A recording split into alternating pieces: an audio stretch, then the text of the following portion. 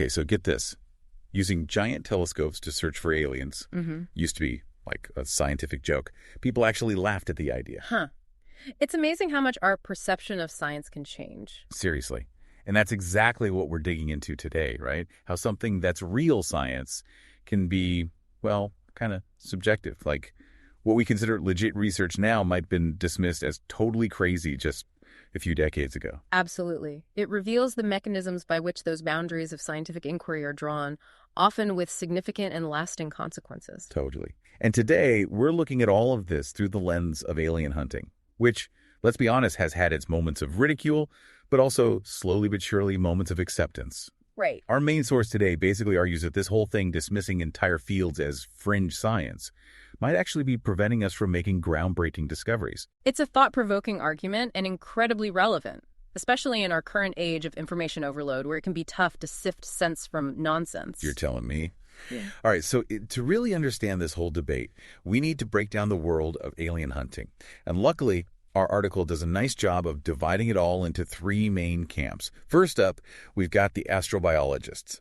These are the folks who are looking for those tiny clues that life might exist elsewhere, like, searching for microbes and stuff. Precisely. They're looking for those fundamental building blocks of life as we understand it, often focusing on planets and moons within our own solar system. Right, so like closer to home. Then we've got SETI, the search for extraterrestrial intelligence. They're the ones with the giant radio telescopes, right?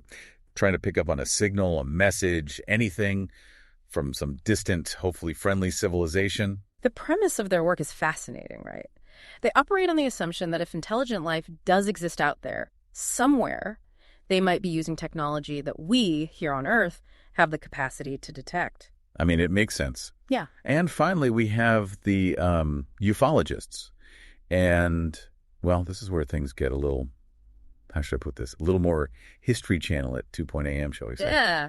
To put it lightly, ufology often encounters, shall we say, the most resistance, the highest levels of skepticism from what we might call the mainstream scientific community. Totally. But that skepticism and how it ends up influencing what actually gets studied and crucially funded is a huge part of this whole boundary work concept the article talks about. Absolutely. Boundary work, in essence, is how scientists themselves define what is and is not considered legitimate, credible research. It's like scientists drawing a line in the sand. Precisely.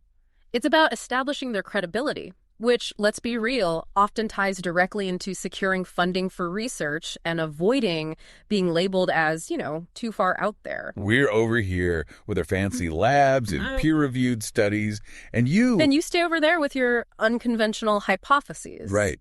Precisely. Like, you can almost picture those academic circles, can't you? It's this unspoken rule operating in the background of scientific discourse. Exactly. And understanding boundary work is absolutely crucial, not just because it influences what research gets funded, which of course is a huge part of it, but also because it fundamentally shapes how the public perceives scientific ideas, valid or not. Okay, so let's bring it back to our alien hunters. How does this all actually play out in that world? Well, let's consider astrobiology and SETI, for instance. In the, let's say, formative years of these fields, there was considerably more overlap and collaboration between the two. In fact, there was a landmark report published in 1972, a joint effort by the National Academy of Sciences, that actually recommended formally pursuing SETI as part of this broader investigation into life beyond Earth. So it was like, hey, searching for aliens, team effort. That's a great way to put it. There was a sense of shared purpose, a recognition that both fields had something unique to contribute to this grand scientific endeavor. Right. However, that dynamic, that sense of camaraderie, you could say, started to shift. And why is that? Well, I'd say a significant part of that shift can be attributed to dot politics.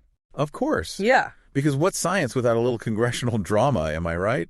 I'm looking at you, Senator Proxmire, and that whole Golden Fleece Award fiasco. Right, exactly. Back in the 1970s, Senator Proxmire very publicly ridiculed SETI research, even going so far as to give it his infamous Golden Fleece Award, which he used to call out what he perceived as wasteful government spending. But we can't forget that this wasn't just some harmless publicity stunt, right? This actually had a real impact. Like, fast forward to the 1990s, and Congress actually pulled NASA's funding for SETI. Wow. Talk about a blow to the field. Absolutely. Which brings us neatly back to our friend boundary work. After SETI became so politically, shall we say, radioactive almost overnight, it seemed many scientists, particularly those in the, at the time, burgeoning field of astrobiology, felt this immense pressure to distance themselves from SETI in order to protect their own careers, their research funding, and, well, their reputations. Right. So imagine you're an astrobiologist studying like the chemical makeup of Martian soil or something, right? Totally legit. But then at some stuffy academic conference, someone's like, oh, so you're looking for aliens.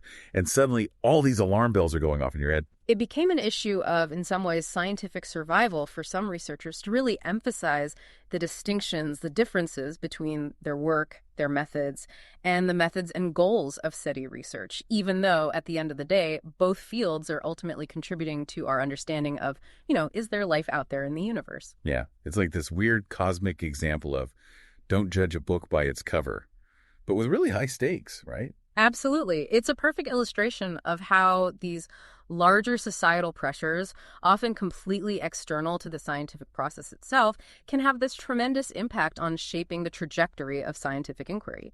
And often, not always, but often in ways that no one could anticipate it. Right. It's like these ripples Exactly. that just kind of keep going. And can have a really long-lasting impact, too. Okay, so we've got astrobiology, like doing their best to steer clear of SETI, at least publicly, right? It seems that way, yeah. But where does that leave ufology in all of this? I mean, they were already considered fringe, and even SETI, with those massive telescopes and all, still got kind of knocked down a few pegs. It's a great question. And it highlights the uphill battle that ufology has consistently faced in terms of gaining acceptance from the mainstream scientific community. You're right, the challenges that SETI encountered certainly didn't make things any easier. The article outlines a few key reasons for ufology's struggle, and I think they're worth unpacking a bit.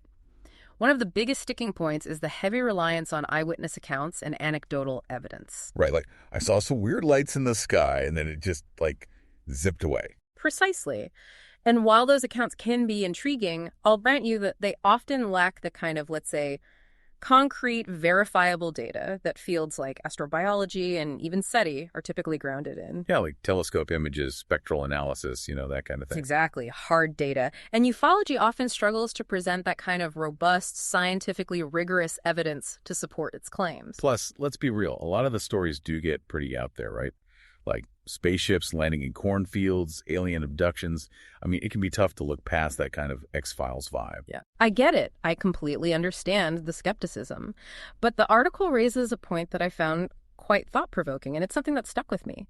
It argues that, fundamentally, believing in the existence of advanced extraterrestrial beings capable of traveling across vast distances, light years, to visit Earth isn't inherently any more far-fetched than, say, believing that those tiny microbes we talked about earlier could eventually evolve into beings capable of, well, building radio transmitters. Wait, hold on. So you're saying that someone saying aliens came to visit is basically on the same level as like those little single-celled organisms figuring out interstellar travel and communication? In a manner of speaking, yes. At least in terms of the assumptions we're making about the sheer scale of the universe and the potential for life, in all its forms, to arise and develop, they both require a certain degree of, let's say, informed speculation, a willingness to leap beyond what we can definitively prove with current scientific methods. I never thought about it quite like that.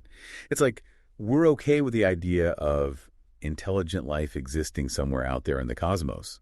But the moment we have to entertain the possibility that they might actually be trying to reach out to us, that they might have already found us well, then things get a little too real, I guess. It's a fascinating paradox, isn't it? And I think it speaks volumes about how our own preconceived notions about what is possible, what is plausible, what is scientifically valid, profoundly shape how we approach these big questions of our place in the universe. Absolutely. Okay, Yeah. But this whole skeptical view of UFOs, it wasn't always the dominant perspective, was it? I mean, back in the day, even the government was taking UFOs seriously, right? You're right. It's easy to forget that in the early days of, let's call it the UFO phenomenon, even the military was intrigued. There were legitimate, officially sanctioned research programs dedicated to investigating these unidentified flying objects, these unexplained aerial events. Project Blue Book, for instance, ran for 2 decades. Seriously, 2 decades. So for a while there, the government actually thought that UFOs were worth dedicating real resources to, like people, money, time. It was a different era. The lines between what was considered fringe and what was considered a legitimate area inquiry were, shall we say, a bit more fluid. However, As with many things in the history of science, there was a turning point. In 1968, the Air Force commissioned a study, a formal scientific review, from the University of Colorado Boulder. This report, which came to be known as the Condon Report, named after its lead scientist, ultimately concluded that, based on their analysis, UFO studies hadn't yielded any significant advancements in terms of our scientific understanding of, well, anything, really. So basically, the government did their due diligence, looked into it, and came back with a big ol', yeah, we're good, nothing to see here, folks. Essentially, yes. And that was pretty much it for UFOs as a topic of serious scientific inquiry. More or less. The Condon Report had a considerable impact, and in the years that followed, funding for UFO research largely dried up, and the field was increasingly relegated to those fringes of science that we were talking about earlier. That's kind of a bummer. You think about it. I mean, look, I'm not saying that we need to take every UFO sighting or alien abduction story at face value. Critical thinking is always important. But to just dismiss the whole field outright, to not even consider the possibility that there might be something genuinely unexplained happening. Yeah. Well, it just seems a bit, I don't know, extreme. I see your point. I think it speaks to this inherent tension that exists within the scientific community and perhaps in all of us to some degree between maintaining rigorous scientific standards, adhering to those established methods of inquiry, and also at the same time being open to the unknown, to grappling with the truly perplexing, even when it seems strange or outlandish or challenges our existing understanding of how the world works. It's like that saying, right? Keep an open mind, but not so open that your brain falls out. Exactly. But how do we find that balance? It's not always easy, is it? And remember, this whole issue of boundary work, of defining what's in and what's out, what's credible and what's not, it's not unique to alien hunting. This dynamic plays out in virtually every field of study, in every area of human endeavor, really. Oh, totally. Look at the debates surrounding climate change or vaccinations or the origins of the universe. Yeah. Things become so polarized, so entrenched, that having a nuanced conversation, let alone conducting objective, unbiased research, can feel almost impossible. It becomes about power dynamics, about social structures, about the pressure to conform to certain accepted ways of thinking, even when those ways of thinking might not align with the available evidence or might be actively hindering progress. Yeah, it's almost like everyone's playing this big game of scientific. Simon says, like Simon says, study this, and everyone jumps to get funding. But if Simon doesn't say it, well, good luck getting anyone to take you seriously, let alone give you money for research. It's a really apt analogy, honestly, because it makes you wonder, are there potentially groundbreaking ideas, even entire avenues of research, that are being stifled, ignored, even shut down simply because they don't fit neatly within those predefined boundaries? Exactly. And it's like what happened with SETI, right? Yep. Ridiculed, defunded. But now, well, it seems like maybe things are changing a bit. There are definitely signs of a shift. For instance, the article mentions how Jill Tarter, who's considered one of the pioneers of SETI research, actually received a very prestigious award in radio astronomy a few years ago. And then there was all that buzz a while back about Oumuamua, that strange interstellar object that had even some very serious, very well-respected scientists wondering if it could be, well, an artifact of some advanced alien civilization. It's like slowly but surely the door is creaking open just a little bit more to the idea that maybe, just maybe, we're not alone in the universe. And that open-mindedness, that willingness to consider possibilities that challenge our current understanding, that's what's really key here. And not just for, the search for extraterrestrial life, but for any field of scientific inquiry, really. The article ends on what I think is a very powerful note.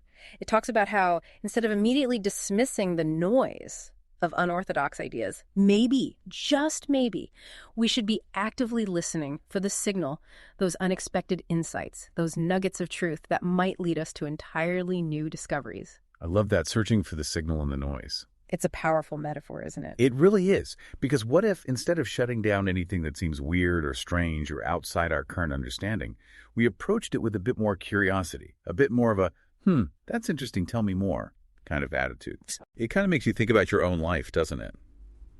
Like, how often do I dismiss an idea just because it seems too out there, too different from what I'm used to? It's a question we could all benefit from asking ourselves more often, I think. Both in our professional lives and our personal lives, what assumptions am I holding on to? What biases might be unconsciously shaping my perceptions and limiting my ability to really see what's possible? It's about finding that sweet spot, that balance, right, between On the one hand, being discerning, thinking critically, not just blindly accepting everything we hear, and on the other hand, being open to new possibilities, to perspectives that might challenge our preconceived notions, but also might just unlock a whole new way of understanding the world around us. Beautifully said. Because at the end of the day, isn't that what the pursuit of knowledge, the pursuit of truth is all about?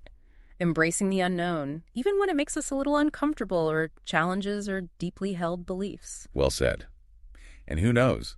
That willingness to venture beyond the comfortable confines of what we think we know, to explore those fringes, might just lead us to the most incredible, the most unexpected discoveries of all. Yeah. Maybe even some extraterrestrial ones. Now, wouldn't that be something? It really would. Well, on that note, I think it's safe to say that we've successfully navigated another deep dive. We've journeyed through the cosmos, explored the fascinating and often frustrating world of scientific thought, and hopefully left you with a few things to ponder. It's been a truly stimulating conversation. Yeah. Thank you. Until next time, keep asking those tough questions. Keep exploring those uncharted territories. And whatever you do, don't be afraid to challenge those boundaries of what you think you know. Because as we've seen today, the universe is full of surprises, and the most groundbreaking discovery might be waiting just beyond the edge of our current understanding. I like that. Thanks for listening, everyone.